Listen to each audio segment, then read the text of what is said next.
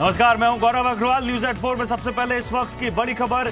Retailers ने सरकार से मांग की है कि जीएसटी के बाद रिटेल कैश मेमो का फॉर्मेट बदला जाए। जी हां, रिटेलर्स के मुताबिक नए फॉर्मेट के मुताबिक बिल बनाने से एक ही सामान की बिलिंग में 3-4 लाइनें लग रही हैं, क्योंकि तीनों तरह के टैक्स के साथ HSN यानी हार्मोनाइज्ड सिस्टम नोमेनक्लेचर कोड भी लिखना पड़ता है, जिसकी वजह से बिल काफी लंबा प्रिंट होता है। बिल के कागज और इंक का खर्च बढ़ जाता है, साथ ही बिल प्रिंटिंग में भी ज्यादा समय लगता है।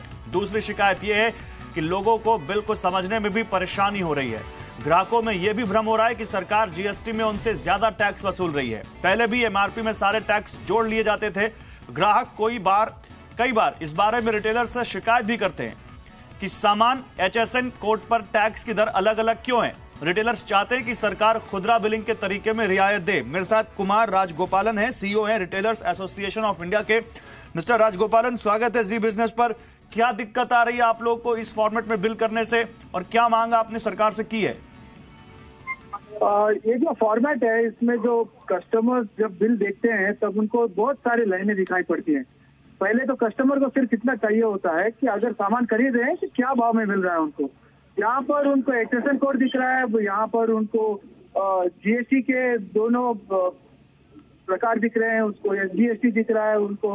और फिर इस हिसाब से जो है कस्टमर्स का एक तो बिल बहुत लंबा हो रहा है, और दूसरी बात यह है कि उनको समझ में नहीं आ रहे हैं कि एक आइटम के पीछे क्या भाव लगा हुआ है, ये समझ में नहीं आ रहा है उनको आसानी से। नहीं तो मिस्टर राजगोपालन, क्या आपने सरकार को अप्रोच किया है, और अगर आपकी कोई बातचीत हुई है तो सरकार ने क्या आपको भरोसा दिया? क्या बात हुई सरकार से आपकी? पहले भी हमारा टैक्स अथॉरिटी के साथ तो बात हुआ था और उन्होंने भरोसा दिया था कि शायद ठीक करेंगे, लेकिन अब तक तो कुछ हुआ नहीं है। और इसी वजह से जो है हमें जो है कानूनी हिसाब से बिल देना पड़ रहा है, और कस्टमर को काफी दिक्कतें हो रही है इससे। ठीक है mister Rajagopalan, stay with us. मेरे साथ वी-मार्ट रिटेल के CMD ललित अग्रवाल है। मिस्टर अग्रवाल, स्वागत है जी बिजनेस पर। रिटेलर्स को दिक्कत आ रही है जीएसटी के बाद नए फॉर्मेट के बिल से। वो कह रहे हैं उनकी प्रिंटिंग कॉस्ट भी बढ़ गई है। वो कह रहे हैं इससे ग्राहक भी कंफ्यूज हो रहे हैं, और कई बार शिकायत भी करते हैं कि उनको सामान महंगा पड़ रहा है। आप बाय करते हैं इस आर्गुमेंट को, और आप मानते हैं कि सरकार को इस फॉर्मेट में बदलाव करना चाहिए? हाँ, थोड़ी सी दिक्कत तो है। देखिए, कोई डाउट नहीं है कि जब हम डिस्क्रिप्शन पूरा देंगे, अगर प्रोडक्ट वाइज डिस्क्रिप्शन देंगे और प्रोडक्ट वाइज उसके अंदर हम स्प्लिट देंगे कि भाई CST कितना है, CGST कितना है और SGST कितना है, तो जरूर बिल का साइज बहुत बड़ा होगा। कस्टमर को भी थोड़ी समझने में दिक्कत आती है कि बिल हम दे कितना रहे हैं, डिस्काउंट पे कितना हमारा लग रहा है। तो थोड़ी सी कंफ्यूजन है ओवरऑल, लेकिन स्थिति इतनी खराब नहीं है। थोड़ी जरूर कंफ्यूजन है, रिटेलर भी परेशान है क्योंकि बिल साइज बहुत बड़ा हो रहा है। एक जो बिल हमारा, तो आपके हिसाब से सरकार को क्या करना चाहिए ताकि आपको भी दिक्कत ना आए और जो कंज्यूमर है वो भी कंफ्यूज ना हो? मेरे ख्याल से सरकार को ऐसी बहुत सारी चीजें हैं जो अवॉइड कर सकते हैं, जैसे कि हर लाइन आइटम वाइज CGST और SGST की जो स्प्लिट चाहते हैं वो लाइन आइटम वाइज ना दें। हम क्यूमुलेटिवली डाउन पीछे नीचे समराइज करके उसको लिख दें, जिससे कि ये सारी छोटी छोटी प्रॉब्लम हमारी खत्म हो जाएगी। और जो कुछ डिस्क्रिप्शन सरकार चाह रही है, HSN code item wise print करने के लिए बोल रही है, तो वो भी थोड़ी दिक्कत आ रही है। उसको भी अगर हम अवॉइड कर सकते हैं तो अवॉइड करके हम ग्रुप कोड डाल दें तो ज्यादा बेटर होगा। मानते हैं आप मिस्टर राजगोपालन जो ललित अग्रवाल कह रहे हैं, ऐसा होना चाहिए? मिस्टर राजगोपालन, आप तक आवाज आ रही मेरी? हेलो जी जी, जो मिस्टर ललित अग्रवाल कह रहे हैं कि यहाँ पर सरकार को सारे बाइफर्केशन जो सरकार बिल में करती है, जिसमें हर आइटम के बाद HSN और GST लगता है, उसको हटा के एक जगह पूरा GST दिखाना चाहिए। आप मानते हैं इस चीज को? बिल्कुल, यहाँ पर जो है इनपुट क्रेडिट का तो कोई सवाल ही नहीं उठता है, और कस्टमर्स को इससे पड़ी नहीं है कि कितना उसमें टैक्स जा रहा है। उनको तो ये देखना है कि टोटल प्राइस क्या है हमारा। और अगर हम बहुत सारे ऐसे लाइनें दिखाएंगे, उनको कंफ्यूज करने में कोई मतलब नहीं है। तो हमारा कहना यही है कि अगर B2C जो बिल है, कस्टमर्स के जो बिल है, जहाँ पर इनपुट क्रेडिट नहीं ले रहे हैं, वहाँ पर इस तरह से कंफ्यूजिंग जो है कस्टमर्स के लिए, वो सब हटा देनी चाहिए। उनको तो सिर्फ ये चाहिए कि क्या रेट है। ठीक है, तो मेरा ये सवाल है कि अब अगला कदम आपका क्या होगा? क्या कोई आप लीगल ऑप्शन देख रहे हैं इसमें, या सरकार के पास फिर से जाएंगे, आपका एसोसिएशन जाएगा, क्या करेंगे आप लोग? नहीं, इसमें कोई लीगल ऑप्शन तो देखना नहीं है। इसमें जो हमें मालूम है कि सरकार के पास बहुत सारे ऐसे मांगे आ रहे हैं, और आखिर में सरकार ने जो GST बनाया हुआ है, यही सोच करके बनाया हुआ है कि कस्टमर्स को आसानी हो और पूरा टैक्स सिस्टम जो है पूरी तरह से बदला हो जाए। तो हमें लग रहा है कि सरकार को जरूर इसके ऊपर ध्यान देना चाहिए। बात समझ नहीं आ रही मिस्टर अग्रवाल, मैं आपसे पूछना चाहूंगा, सरकार तो कह रही थी कि जीएसटी के बाद ईज ऑफ डूइंग बिजनेस बढ़ेगा। इसमें अगर मीडिया ने सही तरह से दिखाया, आपने कस्टमर्स का क्या प्रॉब्लम है ये बताया, तो क्यों नहीं सरकार बदलेगी जो नियम? नहीं, मैं एक सवाल पूछना चाहता हूं। सरकार ये कह रही कि ईज ऑफ डूइंग बिजनेस बढ़ेगा। ललित अग्रवाल, ये तो ईज ऑफ डूइंग बिजनेस नहीं है, ये तो आप लोगों की परेशानी और बढ़ा रहा है। नहीं, देखिए मैं इसको इतना भी संगीन नहीं बताऊंगा। हाँ। ये जरूर थोड़ी सी दिक्कत हो रही है और थोड़ा कंफ्यूजन है। तो कई बार क्या होता है, कस्टमर समझ नहीं पाता है, कैश काउंटर पे बड़ा टाइम लगा देता है, कैश काउंटर को समझ नहीं पा रहा है, तो वो कई बार हमको चोर बोल देता है, हमको बोलता है कि तुम पैसे खा जा रहे हो। तो वो थोड़ा सा कस्टमर को जो समझाओ, पूरा बताओ, तब तो थोड़ी सी ट्रस्ट की एक रिलेशनशिप की बात है। तो अगर सरकार उसमें थोड़ी से काम कर दे तो ऑब्वियसली अभी ऑलरेडी अच्छा हो चुका है और अच्छा हो जाएगा। ठीक है मिस्टर ललित अग्रवाल, बहुत शुक्रिया। और मिस्टर राजगोपालन, आपका भी बहुत शुक्रिया और उम्मीद करते हैं कि जी बिजनेस के जरिए आपकी आवाज सरकार तक जरूर पहुंच रही होगी और वो इस बारे में विचार करेंगे। लेकिन इस वक्त की एक बहुत बड़ी खबर आपको बता दें, रामनाथ कोविंद राष्ट्रपति चुनाव जीत चुके हैं। जी हां, थोड़ी देर में इसका औपचारिक ऐलान होगा, लेकिन रामनाथ कोविंद जो कि एनडीए के कैंडिडेट हैं, वो राष्ट्रपति चुनाव जीत चुके हैं और उनका जीतना तय भी माना जा रहा था। देश के 14वें राष्ट्रपति होंगे रामनाथ कोविंद। 50% से ज्यादा वोट उनको मिल चुके हैं और 50% से ज्यादा वोट मिलने पर जीत तय थी। पीएम मोदी से मिलने पहुंचे हैं रामनाथ कोविंद। तो विपक्षी दलों की उम्मीदवार मीरा कुमार राष्ट्रपति चुनाव हार गई हैं। आलोक प्रियदर्शी ज्यादा जानकारी के साथ मेरे साथ जुड़ रहे हैं। तो आलोक, एज एक्सपेक्टेड रामनाथ कोविंद का जीतना तय था और वो जीत भी गए। बिल्कुल, और ये भी एक्सपेक्टेड था कि 65 से 70% तक वोट आएंगे। तो जाहिर सी बात है कि इतने वोट उनको आ भी रहे हैं। और जैसा कि अभी पता चला है कि जो 50% का वोट होता है वो भी क्रॉस कर चुके हैं। तो ये बात तय हो गई है कि रामनाथ कोविंद देश के अगले राष्ट्रपति होंगे। और इसमें सबसे बड़ी बात ये हुई है कि ये क्रॉस वोटिंग हुई है। गुजरात समेत कई राज्यों में बीजेपी के फेवर में क्रॉस वोटिंग हुई है और ये बीजेपी के लिए और खासतौर से बीजेपी कैंडिडेट रामनाथ कोविंद के लिए काफी फेवरेबल गया है। और इस क्रॉस वोटिंग के चलते जहां से जितनी वोट की उम्मीद आ रही थी उससे ज्यादा हो गई, यानी कि बीजेपी जो मान के चल रही थी कि 60 से 65% वोट तो आलोक, आपकी बात का मतलब निकालें कि विपक्षी दलों ने मीरा कुमार को खड़ा करके जिस विपक्षी एकता की बात कही थी, पहले ही जेडीयू ने उस विपक्षी एकता को तार किया था और अभी नतीजे भी बताते हैं कि विपक्ष में कोई एकता है ही नहीं, क्रॉस वोटिंग वहां हो गई। बिल्कुल बिल्कुल, ये क्रॉस वोटिंग इसी बात को दर्शाता है कि किस तरह से गुजरात में देखें। और सबसे बड़ी बात आंध्र प्रदेश की करें तो वहां पर कांग्रेस की सरकार है, लेकिन वहां पर देखें तो एक भी कोई भी ऐसा कैंडिडेट नहीं था जिसने रामनाथ कोविंद को छोड़कर बाकी दूसरे को वोट दिया। तो आंध्र प्रदेश से 0 वोट कांग्रेस के कैंडिडेट मीरा कुमार को मिले हैं। और ऐसे कई राज्यों में हुआ, गुजरात में और भी कई जगहों पर देखें तो ज्यादातर जो क्रॉस वोटिंग हुई है वो बीजेपी के पक्ष में हुई है। और ये बात बिल्कुल साफ है कि जो विपक्षी एकता जो मीरा कुमार के नाम पर बनाने की कोशिश कांग्रेस कर रही थी वो बिल्कुल से एक तरह से कहें तो फेल रही है। और यहाँ पर रामनाथ कोविंद जो विनर के तौर पर उभर रहे हैं और कई लोगों ने उनको बधाई भी दी है। जैसे पीएम मोदी से मिलने पहुंचे रामनाथ कोविंद, तो क्या कुछ कोई समारोह भी है बीजेपी की तरफ से आज, कोई सम्मान समारोह ऐसा कुछ?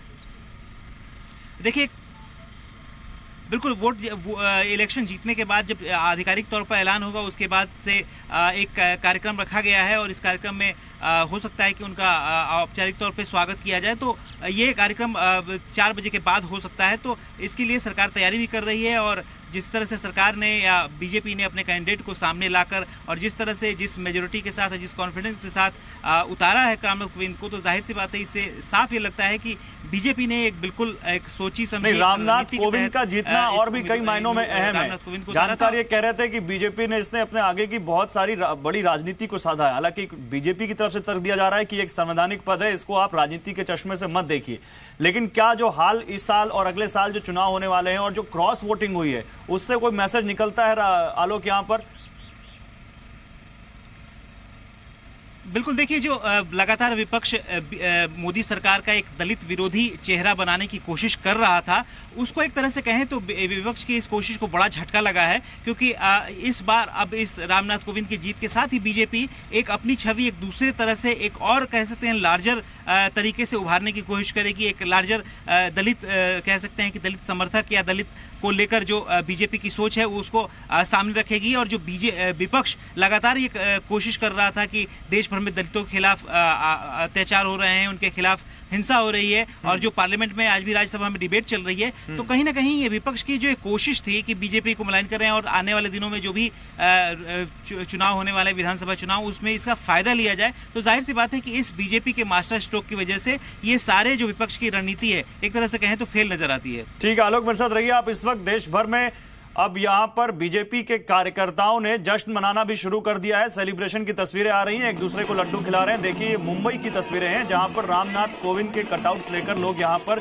जश्न मना रहे हैं, ढोल बजा रहे हैं, लड्डू एक दूसरे को खिला रहे हैं। ये तस्वीरें आपको मुंबई से दिखा रहे हैं। तो रामनाथ कोविंद ने एक बड़ी जीत हासिल कर ली है, जैसा कि ये उम्मीद जताई जा रही थी कि रामनाथ कोविंद का जीतना तय है, क्योंकि उनके पास जरूरत से बहुत ज्यादा वोट थे और एनडीए ने बहुत आसानी से ये चुनाव जीता है। और मीरा कुमार जो कि विपक्षी दलों की कैंडिडेट थी, वो राष्ट्रपति चुनाव हार गई हैं। हालांकि इससे पहले विपक्ष में भी फूट पड़ गई थी। जब रामनाथ कोविंद का नाम का ऐलान हुआ था तो विपक्षी दलों में से जेडीयू रामनाथ कोविंद के समर्थन में आ गई थी। इसके अलावा कुछ और दलों ने रामनाथ कोविंद के समर्थन का ऐलान कर दिया था और उसके बाद ये माना जा रहा था कि अब एनडीए के कैंडिडेट रामनाथ कोविंद का जीतना तय है।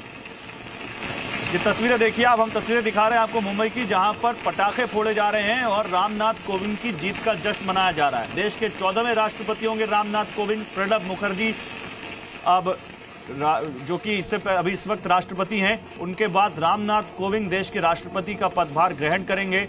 और रामनाथ कोविंद उत्तर प्रदेश के कानपुर देहात से आते हैं। उनके गांव में भी बहुत जश्न का माहौल था। सुबह से ही उनके गांव में आज लोग काफी खुशियां मना रहे हैं, क्योंकि वो भी जान रहे थे कि रामनाथ कोविंद का राष्ट्रपति बनना लगभग तय है। उत्तर प्रदेश से पहले राष्ट्रपति हैं देश के, और के.आर. नारायणन के बाद देश के दूसरे राष्ट्रपति जो कि दलित समाज से आते हैं। तो ये रामनाथ कोविंद बिहार के राज्यपाल थे जब उनको राष्ट्रपति का कैंडिडेट बनाया गया, और वो संघ से जुड़े रहे हैं, बीजेपी के कई महत्वपूर्ण पदों पर रह चुके हैं और काफी लो प्रोफाइल नेता माने जाते हैं, जो कि लो प्रोफाइल रह के काम करना पसंद करते हैं। ये तस्वीरें इस वक्त देखिए आप, बीजेपी अध्यक्ष अमित शाह और पीएम मोदी जब रामनाथ कोविंद के नॉमिनेशन में पहुंचे थे। ये उस वक्त की तस्वीरें हैं जब रामनाथ कोविंद ने नॉमिनेशन किया था।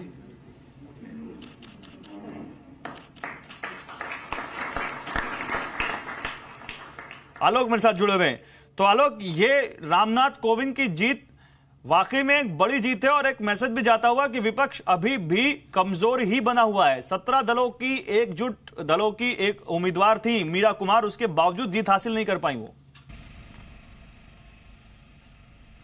बिल्कुल, देखिए जो ताज़ा जो आंकड़े आए हैं उसमें ये पता चल रहा है कि 7,02,644 वोट रामनाथ कोविंद को मिले हैं और मीरा कुमार को 3,67,314 वोट मिले हैं। जाहिर सी बात है आंकड़ा और जो फासला है बहुत बड़ा है, और ये बड़ा फासला इसी बात को इशारा करता है, यही बात करता है कि जिस तरह से बीजेपी ने इस प्रेसिडेंशियल इलेक्शन में एक अपनी पूरा एक छवि दिखाने की कोशिश की थी, उसमें सफल रही है। और जो दलित विरोधी जो चेहरा विपक्ष बनाने की कोशिश कर रहा था वो कहीं ना कहीं धूमिल हुई है। तो इस लिहाज से देखें तो बीजेपी की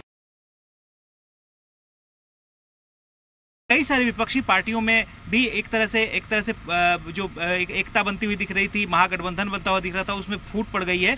तो ये स्थिति अभी फिलहाल की है और कई सोर्सेस और जो अंदर से खबर आ रही है पार्लियामेंट के अंदर से कि रामनाथ कोविंद को 60% से भी ज़्यादा वोट मिले हैं। और ये एक अपने आप में दिखाता है कि मीरा कुमार जिस तरह से विपक्ष ने उम्मीदवार बनाने की कोशिश की थी, सिर्फ इस चीज़ को दलित बनाकर लड़ाई कराने की कोशिश की थी, जो कि बिल्कुल ठीक है। बहुत शुक्रिया आलोक, आप इस खबर पर नजर बना रही है। आपसे आगे भी अपडेट लेते रहेंगे। जैसे वो समारोह होगा वो तस्वीरें भी दिखाएंगे जिसमें बीजेपी रामनाथ कोविंद का सम्मान करेगी। रामनाथ कोविंद चुनाव जीत चुके हैं राष्ट्रपति का, थोड़ी देर में औपचारिक ऐलान भी हो जाएगा और भारी अंतर से जीते जैसा कि उम्मीद जताई जा रही थी, और मीरा कुमार चुनाव हार गई हैं। इस बारे में आपको आगे अपडेट देंगे, लेकिन अब आगे बढ़ते हैं। कुछ और बड़ी खबरें महाराजा की बिक्री को लेकर सरगर्मी बनी हुई है। एक तरफ सरकार की तरफ से मंत्रियों का समूह एयर इंडिया की बिक्री से जुड़े हर पहलू का अध्ययन कर रहा है, तो दूसरी तरफ खबर है कि टाटा ग्रुप ने एयर इंडिया की बिक्री के प्लान के बारे में सरकार से अनौपचारिक तौर पर डिटेल मांगी है। इससे पहले इंडिगो एक्सप्रेशन ऑफ इंटरेस्ट दे चुकी है, ये अपनी दिलचस्पी जाहिर कर चुकी है एयर इंडिया को खरीदने के बारे में। स्पाइस जेट ने भी खरीद के लिए पहले दिलचस्पी जताई थी, लेकिन बाद में उन्होंने यू टर्न लेते हुए कहा था कि पहले सरकार अपना प्लान दे कि आखिर वो इस कर्ज को कैसे हटाएगी। तो ये रिपोर्ट देखिए।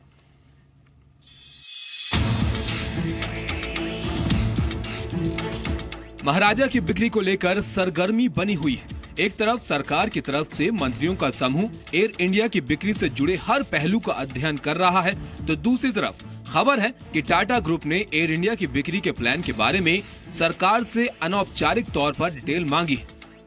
एयर इंडिया को लेकर टाटा ग्रुप की दिलचस्पी का एक सबूत फिर सामने आया है। सूत्रों के मुताबिक टाटा ग्रुप ने सरकार से जानने की कोशिश की है कि कंपनी की बिक्री को लेकर उसका प्लान क्या है। टाटा ग्रुप के वरिष्ठ अधिकारियों ने अनौपचारिक बातचीत में सरकार से पूछा कि आप एयर इंडिया का हिस्सा कैसे बेचना चाहते हैं, एयर इंडिया पर जो कर्ज है उसे कम कैसे किया जाएगा, एयर इंडिया का कितना हिस्सा बेचने की योजना है, क्या विनिवेश प्रक्रिया अलग अलग हिस्सों में होगी, एयर इंडिया की सब्सिडीज का क्या होगा। हालांकि टाटा ग्रुप की तरफ से इस बारे में औपचारिक रूप से कोई कमेंट नहीं आया है, लेकिन सूत्रों के मुताबिक टाटा ग्रुप के अधिकारी हिस्सा खरीदने की औपचारिक पेशकश करने से पहले पूरा ग्राउंड वर्क कर लेना चाहते हैं।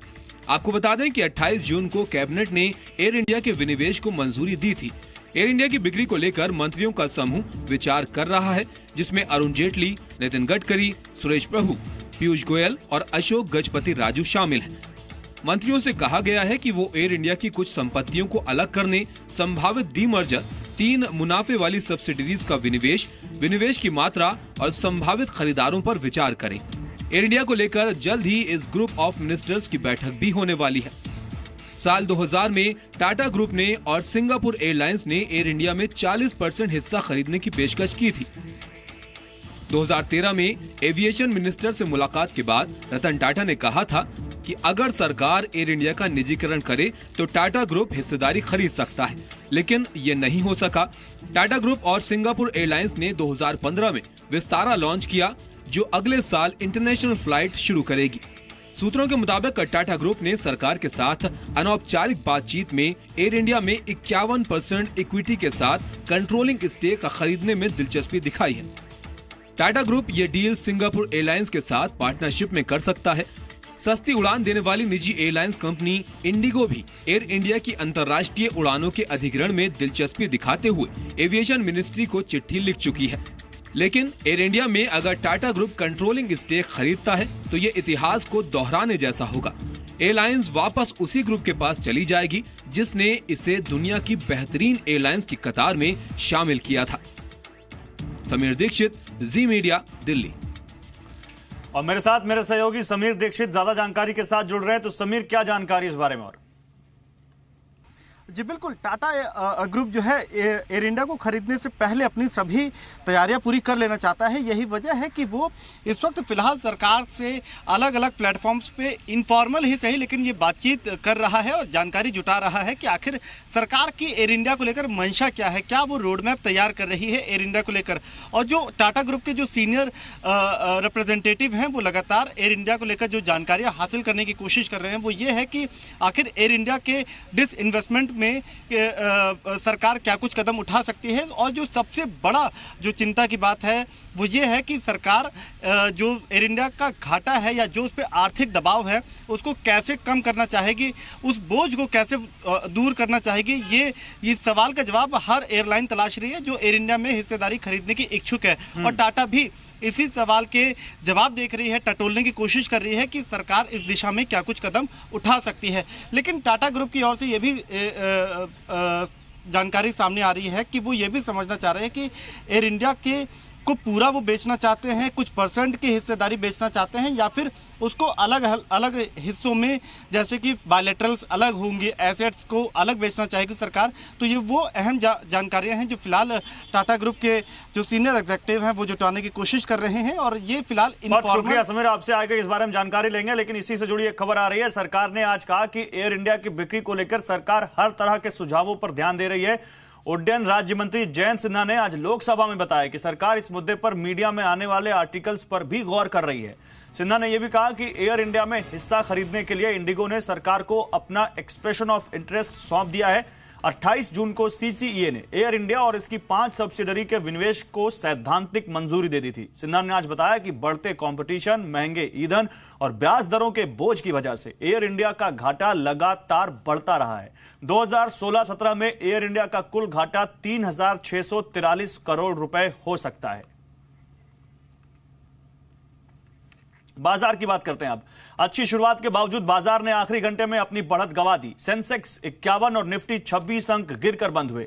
इस गिरावट में सबसे बड़ा योगदान रहा मेटल, फार्मा और आईटी शेयरों का, जिन्होंने बाजार पर दबाव बनाया। बैंकिंग और फाइनेंशियल शेयरों ने बाजार को थोड़ा सहारा जरूर दिया। आज नतीजों से पहले रिलायंस इंडस्ट्रीज का शेयर 0.5% टूटकर बंद हुआ।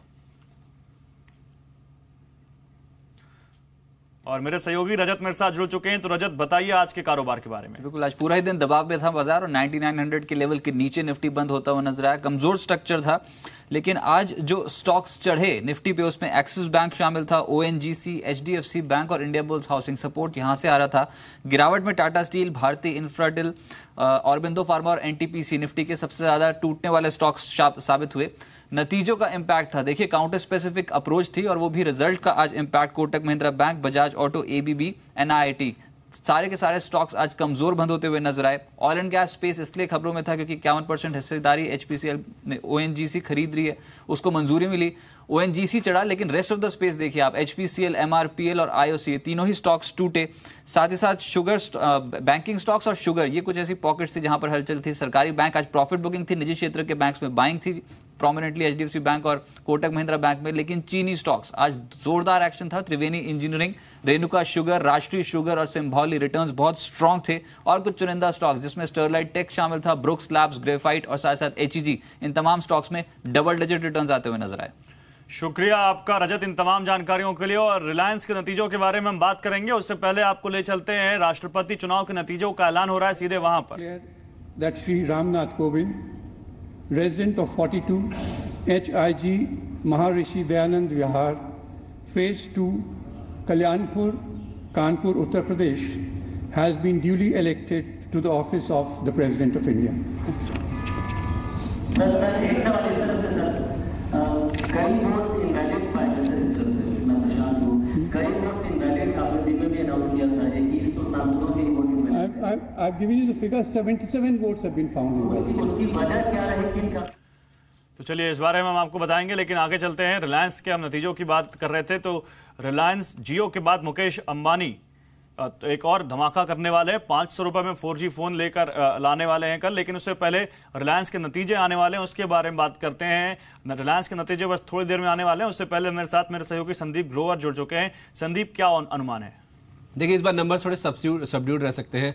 क्वार्टर बेसिस पे स्टैंडर्ड नंबर्स को अगर आप एनालाइज करें तो इनकी जो बिक्री है उसमें इस बार करीब 19% के आसपास ही गिरावट देखने को मिलेगी, क्योंकि क्रूड के प्राइसेस अगर आप देखें सीक्वेंशली उसमें करीब 7% के आसपास ही कमी है, जिस वजह से जो रिफाइंड प्रोडक्ट्स है उनकी कीमतें घटी और ये इनका मेजर रेवेन्यू कंट्रीब्यूटिंग सेगमेंट है, तो वहां से बिक्री को इस बार जो इम्पैक्ट है वो साफ तौर पे देखने को मिलेगा। लेकिन जो EBITDA है उसमें करीब 2.5% के आसपास की बढ़त आएगी और जो मार्जिन्स हैं 15% के मुकाबले करीब 19% के आसपास रह सकते हैं, क्योंकि ऑयल रिफाइनिंग के अलावा जो पेटकेम सेगमेंट है वहां पे इन्होंने पैराजाइलिन 4 यूनिट शुरू करी थी Q4 में। उस वजह से एक तो इनके जो वॉल्यूम्स है उसमें इजाफा देखने को मिलेगा और उसके साथ साथ जो पेटकेम के मार्जिन्स हैं वो इस बार सिक्वेंशली इंप्रूव हो सकता है, जिस वजह से ना केवल EBITDA बढ़ेगा बल्कि जो मार्जिन्स हैं उसमें करीब 4% के आसपास की बढ़त आएगी। लेकिन मार्जिन्स में इंप्रूवमेंट हो रहा है, उसके बावजूद भी जो मुनाफा है वो करीब 1.5% के आसपास गिरता हुआ दिखेगा, क्योंकि लगातार इस कंपनी का जो कर्ज है वो बढ़ता जा रहा है। जियो की बात आपने करी और वहां पे अगर आप देखिए लगातार कंपनी निवेश कर रही है और जिस तरह से इनका कर्ज बढ़ रहा है उस वजह से इंटरेस्ट आउटगो बढ़ सकता है, जिस वजह से जो बॉटम लाइन है उसमें करीब 1.5% के आसपास ही कमी देखने को मिलेगी। अदर इनकम एक जोकर इन द पैक हो सकता है, वो इस बार बढ़ती हुई दिख सकती है, हो सकता है वहां से सपोर्ट आता हो देखे तो वो मुनाफे का जो फिगर है वो डिपेंड करेगी। लेकिन जो GRMs जहां पे नजर रहती है वो इस बार प्रेशर में रह सकते हैं। जैसे मैंने कहा रिफाइंड प्रोडक्ट्स की जो कीमतें हैं वो कम हुई है, तो उस लिहाज से $11.5 के मुकाबले इस बार 11 या $11.25 के आसपास का जो GRMs है वो कंपनी रिपोर्ट कर सकती है। तो ओवरऑल एक तो अदर इनकम का आंकड़ा कैसे आएगा, पेटकेम के मार्जिन किस तरह के रहते हैं और GRMs ये कहां पे आते हैं, ये 3 नंबर्स हैं जो कि ज्यादातर नतीजों को कहीं ना कहीं रूल करते हुए दिखेंगे। ठीक है, शुक्रिया आपका संदीप इन तमाम जानकारियों के लिए। वैसे जैसा कि हम आपको बता रहे थे, जियो के बाद मुकेश अंबानी एक और धमाका करने करने वाले हैं 500 रुपए में 4G फोन लाएंगे मुकेश अंबानी, जिसका ऐलान कल रिलायंस इंडस्ट्रीज की एजीएम में हो सकता है। कहने को तो ये एक फीचर फोन होगा, लेकिन इसमें वो सभी फीचर्स होंगे जो एक स्मार्टफोन में होने चाहिए। इसके अलावा ब्रॉडबैंड के लॉन्च का भी ऐलान हो सकता है। ये रिपोर्ट देखिए। जियो से टेलीकॉम सेक्टर में तहलका मचाने के बाद रिलायंस इंडस्ट्रीज की नजर इस सेक्टर का किंग बनने पर है। इसके लिए कंपनी के चेयरमैन मुकेश अंबानी ने कुछ हटकर सोचा है।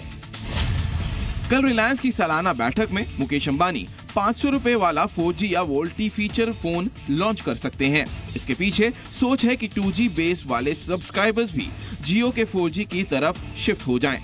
रिपोर्ट्स की माने तो कंपनी ने 20 करोड़ ऐसे फोन बनाने का ऑर्डर दे भी दिया है।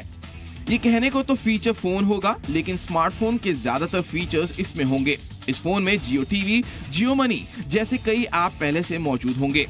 2.4 इंच की बिना टच वाली स्क्रीन होगी। इसमें 512 MB रैम और 4 GB मेमोरी होगी, जिसे आप 128 GB तक एक्सपैंड भी कर पाएंगे। पीछे 2 मेगापिक्सल का कैमरा और आगे VGA कैमरा होगा। इसके अलावा FM रेडियो, ब्लूटूथ भी होगा। एजीएम में फीचर फोन के अलावा कुछ और बड़े ऐलान भी हो सकते हैं। सूत्रों की माने तो मुकेश अंबानी 500 रुपए के फोन के लिए 80 से 90 रुपए वाले एक नया टैरिफ प्लान का भी ऐलान कर सकते हैं। इसके अलावा जियो फाइबर के नाम से ब्रॉडबैंड सेवाओं का लॉन्च भी हो सकता है, जिसमें पहले 3 महीने के लिए सर्विसेज फ्री होंगी। इस ब्रॉडबैंड की स्पीड 100 Mbps होगी और 100 GB डेटा मिलेगा। तो न्यूज़@4 में खबरें बस इतनी। आप देखते रहिए ज़ी बिजनेस। नमस्कार।